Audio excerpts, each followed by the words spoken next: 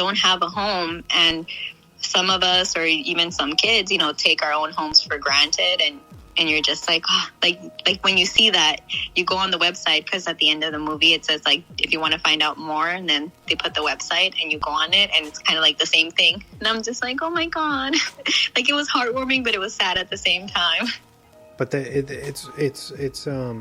it's presented in a lighthearted way when he goes back, because at first he's like, no, don't show me the computer, like, I don't want to see their little faces and everything. Yeah. But then he comes back on his own and he checks it out, and then they do this kind of cool montage-y type deal where, like, all the kids are floating down, and there's like a nice little song playing in the background, and he's like, oh, maybe this could work, and then it's the film as a whole is a great conversation piece for, like, maybe more people should do this rather than like having kids, I mean, there's already a substantial number of kids who are already at certain ages where, I mean, like, maybe it could be beneficial for certain people to go that route, you know what I mean? Yeah, it's kind of brought up, like, when they're both kind of saying, like, oh, if I have a kid at this age, like, when I'm 60, they're barely going to be graduating high school and things like that. And so it does give that other option, to parents to people who would like to become parents, but they don't want to go through that whole, their babies are too young, and this option of, foster kids who need a home is really, like you said, represented in the movie. And even me, like, I've thought about adoption. Like, I have, my own kid, and at times I'm like, well, if I ever did, get a partner and they would like to have another kid, then I would have another kid. But I think after, like, having another kid, like, I probably want to adopt. And the thing with me is that I'm like, even if I don't find a partner, like, I'm probably going to be, instead of the old woman with, like, 40 cats, I'm going to be the old woman with, like, 40 kids, because I adopt them all. And then this movie made me even more, like, and especially, like, the teenagers, like, they touch base on this 2 times, which is the first time in the guest speaker, when she starts talking about how when they don't want to adopt them and they age out, how they end up, drug addicts and the homeless and incarcerated, like I mentioned. And that's because, the system sometimes doesn't give them the options that they have. Like, for example, when my brothers aged out, so I was emancipated at 16, so that technically means that I don't have parents. Like, my mom signed away her rights, and my dad was in Mexico, so he didn't really count. He wasn't, like, in my life, so they just excluded him, and I was able to, be my own person at 16. But my brothers aged out, and once they turned 18, they had, like, extended foster care, and then they also had these, like, programs for the kids. And so sometimes some people know about these different options that they have, and other times they're like, okay, you're turning 18, you're an adult now, you're off on your own. So I haven't been too into the foster community. Like, I've been trying to find my old foster social workers so that maybe I can try different ways to, like, volunteer or to, find out more information so I can distribute the right information on my podcast. So, I'm not just trying to talk here like, oh yeah, I know everything because I was a foster kid, but in reality, I don't. So I just want to be able to use my podcast to give these kids who, are about to age out more options and more opportunities where they're like, hey, I didn't know about this program, or I didn't know that there was extended foster care, or I didn't know that there was this. And so, I don't want to say it's because social workers lack that information, but they have so many cases at times that sometimes it's just easier, okay, you're 18, what do you want to do? Okay, you want to live on your own? All right, let's go. And that's kind of like what they did to my brother. And then he got all depressed because he didn't know how to live on his own. Like, he was just living off Maruchan and, asking me how to make pasta. And I'm like, all you do is boil the water, put some salt and put the pasta inside. And so these little things that they just don't know, or they don't have the resources, you know, and skills to live on their own. I think that's one of the things that really touched me, like, about the, you know, the kids who are aging out, like more of the teens. And that's where Lizzie kind of, you find her at first with the big kids, with the kids, you know, who nobody really looks at them because how Ellie says, you know, they're already older, and they're in their own kind of world now. And sometimes, you know, the trust just isn't there.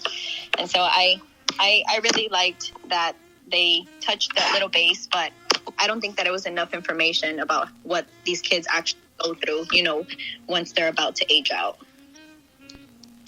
Yeah, it kind of glosses over it a bit. And again, I think it's just because obviously they're confined to it being under 2 hours, you know what I mean? And there's a lot of ground to cover. But it does a good job at kind of tackling a lot more than I think we've seen. So going back to what you were saying, I think it's a great precursor, a great kind of setup, like a foundation for what'll hopefully become maybe its own genre, you know, of film. Yeah. Also, I was curious, what do you think about Wahlberg being cast as the father figure? Does that bother you at all? Do you like him? What did you think about his character? Well, I did have a couple of notes in here about, like, his character making, like, the comparison of fixing kids.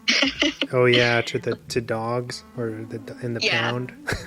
Yeah, or, like, you know, if you call them rescue kids. I was like, oh my God, please don't.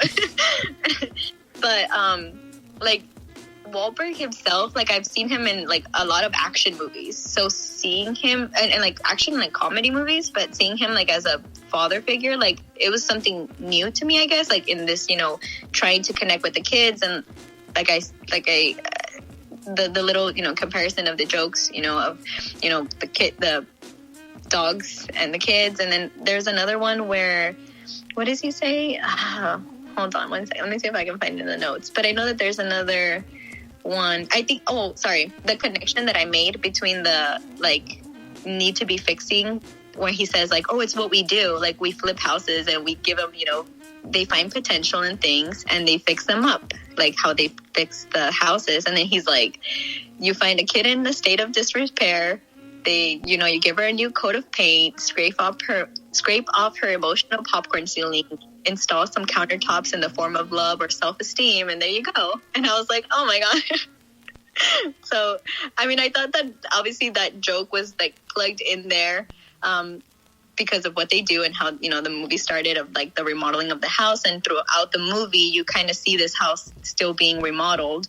And I think it's the connection of, like, fixing these kids, you know, trying to give them a home and some love and self-esteem, and make them sure that, you know, that they know that we're there for them and things like that. So his character was very, I think the things that he said was very innocent in a way, because he's like, I don't mean it like that. I don't mean it like that. Like, I know they're not dogs, and I know they're not this and that. But it's just, you know, it kind of just gives that form of, like, oh, you know, these kids need to be fixed. And it's like, well, I mean, it's not their fault, but yeah, you're right. Like, kind of like being ignorant, but not necessarily in a malicious way. He's just uneducated. Yeah, exactly. And a lot of people can be like that, and they might not want to be hurtful, but it can come off as hurtful at times. But not just because of the movie, you know, just in real life. Yeah, some people are too blunt, or they just don't know how to express their feelings. You know, some people don't know, and this, especially in the field, how I'm in the hospitality industry for work. So social cues are so important, and they're severely lacking in a lot of people, and not just, and that goes for, like, just everyone in general, you know what I mean? Like, we could be so much better at how we talk to each other, and just interact from day to day. People are so cranky and weird and awkward, and not necessarily in the charming way. You know what I mean? No. Yeah, it's like at least a balance, you know? Like, it doesn't mean that you always have to be nice. Even if somebody's, being mean to you, it doesn't always be like, oh, be nice to everyone. You never know what they're going through. But some people are just a-holes, and don't be nice to them. But I definitely know what you mean, like, of, just thinking before you talk at times, especially like in confrontations. Like, you don't want to say the wrong thing and then regret it. Like, words can really hurt at times. And especially, like, I feel like being a foster kid, like, you get emotional really quick about things that are said to you, and sometimes they're not said to you, in that way, but in your head you're like, oh my God, they hate me, and I'm not. They don't want to be around me anymore, or they don't want to do this and that. So, yeah, that a lot of people gotta really, really check their words at times. So another thing that I had brought up, where I said that they kind of explained with apples when, what a foster kid can be going through. They do that whole, they sit down Ellie, which is like the mom, the main one, and she's, the kid, and they have all these strings to all the other parents or, people there. And so they have keywords on their, like, put on their chest with, like, a little paper that said, like, mother, father, caseworker, teacher, counselor, classmate, best friend, everybody that can be around this, kid. And she talks about, imagine you getting a new job with these perks, and, you have, like, the office and all these good things that are happening. But in your head, you're thinking, like, you're not qualified for this job, or you're not good enough for this job, and eventually you're going to get fired. And, the same way that they got fired from their last 3 jobs, and, maybe you can quit so you can get control back, and little things like that. And so it compares to, the children when they know that they don't want them. That's, what they say. So they're like, once they know that you don't, or they feel like you don't want them, it's not just the grieving of, like, of the loss of the job. Like, if you picture that in your head, like, you lose this job, but it's them losing the connections with everything and everyone because they feel like they're not good enough, or like you don't want them enough, and eventually you're just going to give them back. And so I thought that was really a really nice touch, to people kind of get that, that image in their head of, like, these kids feel like that every single day, of losing the connections with when they feel like, a foster parent doesn't get them, or a caseworker doesn't listen to them, or a teacher just being, like, shaking them off, like, oh, whatever, a counselor, a classmate, friends. And so I really liked, they start snipping those little strings that are connected to the kid. And the only connection that remains, they say, is the sibling one, which I mentioned earlier too. Like, me and my brothers, like, that connection is, there. And I feel like it's so strong because, like, we weren't together growing up, and we had to hold on to each other. And, when they say that connection about the siblings, like, I really, really liked it because it's like, it's true. And, they obviously bring it up. So they're like, hey, adopt siblings together.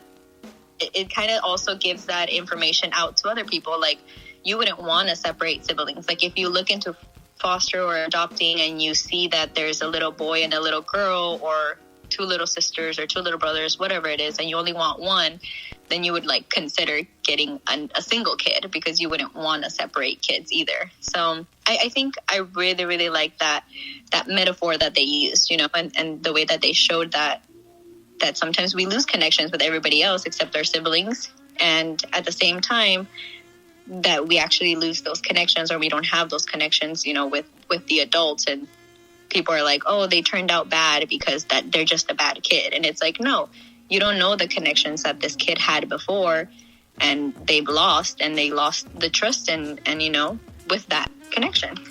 like I said, there's just so many good things in this movie. Like, I really wish